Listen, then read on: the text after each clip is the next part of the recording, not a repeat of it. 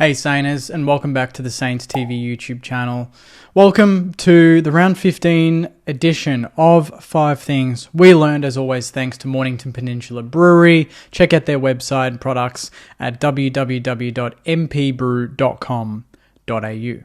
Number 1, we need to hire a goal-kicking coach for Mitch Owens, because the guy's so close to winning us a game off his own boot, to breaking a game open. He had 12 possessions.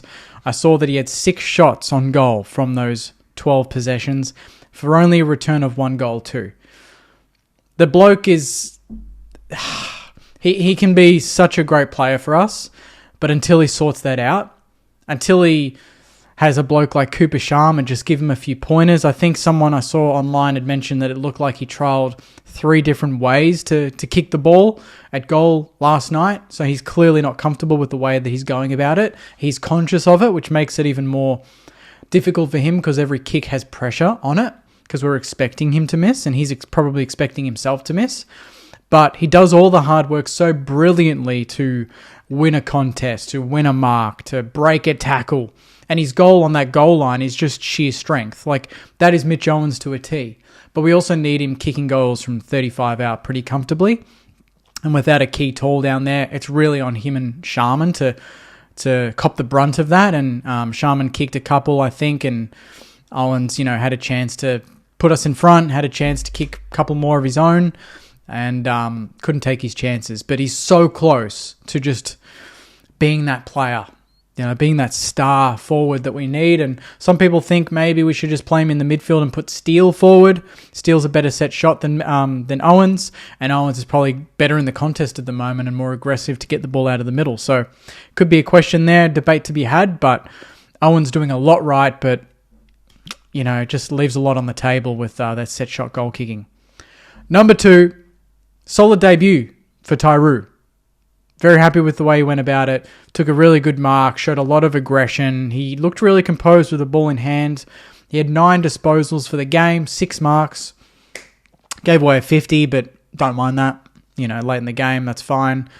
And it kind of made the Pies a little bit more conscious of, I guess, an aerial presence that we haven't had for a lot of the year, with Wilkie, Caminiti to contest down there, Keeler, Taru, Sharman forward of the ball, players that can fly and impact. And I love that he knew when to go for marks, but also then when to just spoil. And I can't remember who it was against, maybe Membry, but he was on the lead, looked certain to take a mark, and Taru's just come with a huge fist, smashes the ball out of bounds. One of the harder spoils I think I've seen this year, and he looks like he just knows when to go and when not to go, and composed in the heat of battle, in front of 43,000 crazy Collingwood supporters and St Kilda supporters. I think couldn't have asked for much more, really. And they put him forward late. Would have liked a bit more of that. Hopefully we'll get to see more of that marking ability forward of centre, because I think he could be a really great asset in tight games to kick a goal when we need.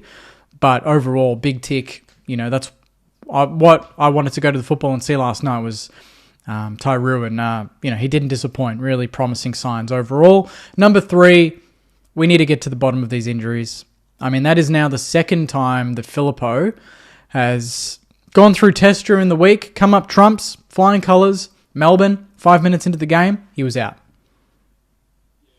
Misses the next, and then he's back, supposedly perfectly fine, trained well, did the warm-up, and then he stuffs up in the warm-up and doesn't even take part in the game for even a second.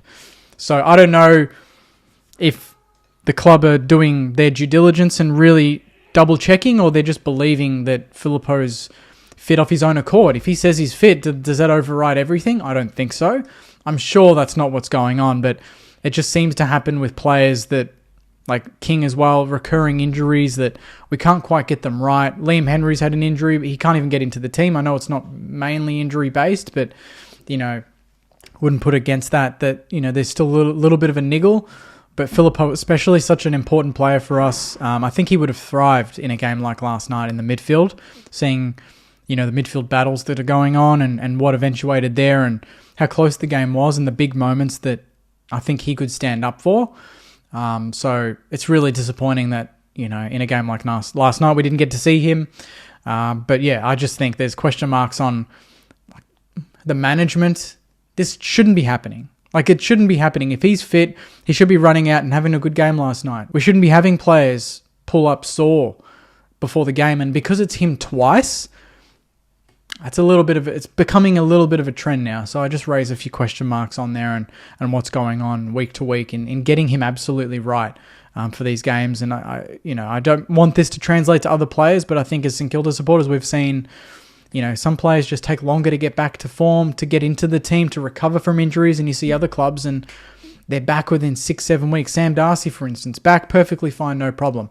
Filippo, we can't even get past the warm-up without him pulling up sore. Number 4, I might get some hate for this, I don't know, but I think the pile-on for Marcus Windhager and his tagging job on Nick Dacos is ridiculous. I think they're going way overboard. People want to put him in the electric chair for all I've been reading online. And, David King didn't help zooming in on every little thing. And to be honest, the only thing I saw was Dacos pushed Windy at the start. Windy pushed back. Dacos gets the free kick because his coach made the umpires very well aware that, damn, a tagger's going to try and tag the best player in the league out of the game to give his team a chance after he's done that a couple of weeks in a row to good effect.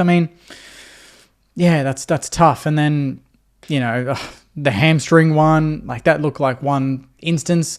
They're just assuming that he's done it for the whole game. There's no proof of that. And I just think the fact that the thing that annoys me the most is that Windy got good articles written about him in the AFL space by the AFL all week leading up to this point on his great tagging jobs on Bont, on Neil in the past, on Cozzy a couple of weeks ago that was match winning and kept him out of the game when he was in, crazy good form. They pump him up to bring him down in the end. They knew this is what he was going to do. This is what a tagger does. The closeness. He's going to focus on Nick Dacos like he's obsessed with him. That's the job of a tagger.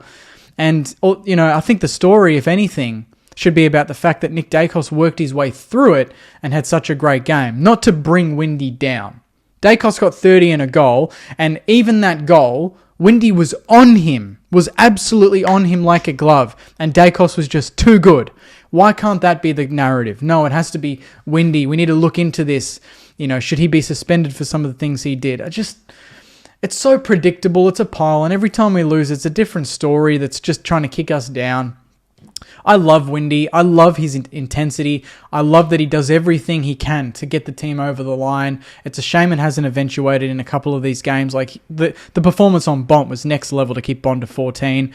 Dacos, he had a couple of turnovers in the passage, 3 in a row, I think, to be exact. But he took the points. He took the win in the end. Why can't that be it? No, we've got to shit on a 22-year-old that's, that we pumped up the last 5 weeks or the last 5 days and bring him down. And then the comments just fuel that. As a Saints fan, I love Windy and I love what he stands for. And to me, he's a future leader. And even after that goal, his teammates picked him up and said, "Nah, get back to work." And that was late in the game. So that was a great sign as a collective. But for Windy, I think the pile on is completely unfair. And the AFL, are now going to make a big deal about this for the next 10 weeks, which is just predictable and absolutely boring, to be honest.